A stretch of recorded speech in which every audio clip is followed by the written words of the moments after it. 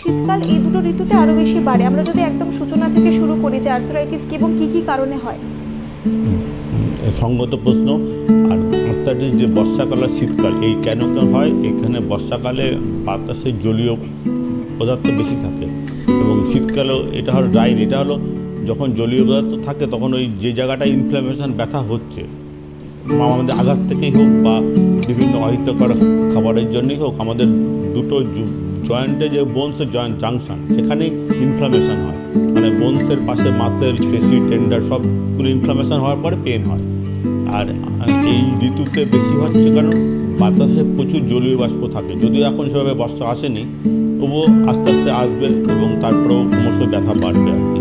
আপনারা প্রথম থেকেই প্রিকশন নিতে হবে যাতে ভিজবো না। আমরা ভিজলে পরে সেটাকে ভালো করে টাওয়ালিং করে, মানে টাওয়াল দিয়ে ভালো করে মুছে তারপরে যে কোনো একটা অ্যান্টিব্যাকটেরিয়াল লাগাবো।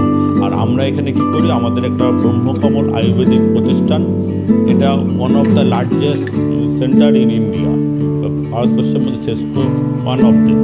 এবং আমরা এখানে একটা চিকিৎসক মণ্ডলী আছে, প্রত্যেকেই বিভিন্ন ইউনিভার্সিটি থেকে পাস করা ডাক্তার, এবং তার সঙ্গে আমাদের একটা পঞ্চকর্ম ইউনিট আছে, সেই ইউনিটটাও ইন্টারন্যাশনাল লেভেলের ইউনিট।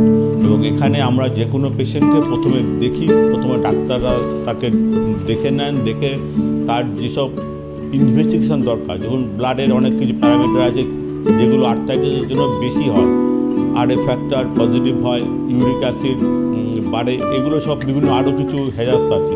আর ম্যাডাম যেটা আমাদের উনি যেটা বললেন যে বাচ্চাদের যে বাচ্চাদের ডায়াবেটিসকে জুভেনিয়াল ডায়াবেটিস বলে, এরও সুন্দর চিকিৎসা আছে এবং আমাদের যে থেরাপি আছে এখানে, এবং মেডিসিন এবং থেরাপি কেউ যদি ঠিকমতো নিতে পারে আমাদের সাফল্যের হার 90%। এবং অনেক পেশেন্ট আছেন যারা ইনসুলিন নিচ্ছিলেন, ইনসুলিন ডিপেন্ডেন্ট ডায়াবেটিস IDDM বলে, ওই ইনসুলিন ডিপেন্ডেন্টকেও আমরা কয়েক মাসের মধ্যে ইনসুলিন ছাড়াতে পেরেছি। সুতরাং আমরা চেষ্টা করছি যাতে মানুষ সুস্থ থাকে, ভালো থাকে। একদম, মানে বিশেষ করে ডায়াবেটিসের ক্ষেত্রে যেটা সাধারণত বলে যে ডায়াবেটিস কমে না, বরং সেটাকে নিয়ন্ত্রণে রাখতে হয়। সুতরাং সেই জায়গা থেকেও কিন্তু একটা সতর্কতার দরকার রয়েছে। এবং আমরা যদি এই যে প্রসঙ্গে আমরা আলোচনা করি, আর্থ্রাইটিস বলুন বা আমরা বিশেষ করে সোরিয়াসিস নামক যে স্কিন ডিজিজ রয়েছে সেটা নিয়েও আমরা আলোচনা করে থাকি, এবং বিভিন্ন ধরনের ব্যাধি সংক্রান্ত বিষয়ে কিন্তু আপনাদেরকে সতর্ক করার চেষ্টা করি। বিশেষ করে এই সতর্কতার প্রয়োজন এই জন্য রয়েছে, আমরা হয়তো সকলে অনেক কিছু জানি, কিন্তু আমাদের বর্তমান সময়ে আমরা যেরকমভাবে ব্যস্ততার মধ্যে রয়েছি স্যার, তাতে করে অনেকেই কিন্তু সেই ব্যাপারগুলোকে মেনে চলেন না। বিশেষ করে উপদেশ বা পরামর্শ যেগুলো ডাক্তাররা তাদেরকে দেন সেইগুলো পর্যন্ত তারা এক্সিকিউট করেন না তাদের লাইফে সঠিকভাবে। সেই জায়গাতেও কিন্তু সচেতনতার দরকার রয়েছে। আমরা বারংবার আপনাদেরকে মনে করিয়ে দিই যে আপনার সুস্থতা কিন্তু আপনার হাতে, এবং সেই জন্য আপনাদেরকে ভরসা রাখতে হবে চিকিৎসা পদ্ধতির ওপর। যে চিকিৎসা পদ্ধতি নিচ্ছেন না কেন, একটু ধৈর্য ধরতে হবে যাতে করে আপনারা সুস্থ সজীব জীবন যাপন করতে পারেন। আমরা অবশ্যই আর্থ্রাইটিস নিয়ে আজকে কথা বলছি, এবং আর্থ্রাইটিসের সঙ্গে ওতপ্রোতভাবে জড়িয়ে রয়েছে ব্যথা। মানে প্রচণ্ড পরিমাণ ব্যথা হয় যে সকল মানুষরা এই সমস্যায় ভুগছেন। পেন ম্যানেজমেন্টের আলাদা কি সেরকম কোনো মানে পদ্ধতি? অবশ্যই চিকিৎসা আছে। আয়ুর্বেদের মানে এক একটা ওষুধ একটা অনেকগুলো কাজ করে। একটা পেনের ওষুধ আছে, ধরুন শাস্ত্রীয় ওষুধ আমাদের আছে, বসন্ত কুসুমকর আছে, মানে মিরাকেল কাজ করে। এটা ব্যথার, আবার বাত গজাঙ্কুশ বিভিন্ন রকম মেডিসিন আছে। আবার কিছু কিছু হার্বস আছে, যে হার্বসগুলো আমি রেগুলারই বলি, যে গুলঞ্চ আছে, হলুদ আছে, নিম আছে, এগুলোও কাজ করে। মানে যে কোনো জায়গায় সোয়েলিংয়ে গুলঞ্চ আর হলুদ যদি কেউ নিয়মিত খায়, সোয়েলিং যেটা ইনফ্লামেশন হয়েছে, বেড়ে গেছে, ফুলে গেছে, মানে রেডিশ ভাব হচ্ছে, সেগুলো কমে যাবে। আর আমাদের এখানে আপনি কিছুক্ষণ আগে বললেন সোরিয়াসিস, হ্যাঁ, সোরিয়াসিস একটা ভয়ঙ্কর রোগ। এটা স্কেলের মতো হয়, মানে স্কিনের উপরে মাছের যে গোল গোল আঁশ হয় সেরকম হয়।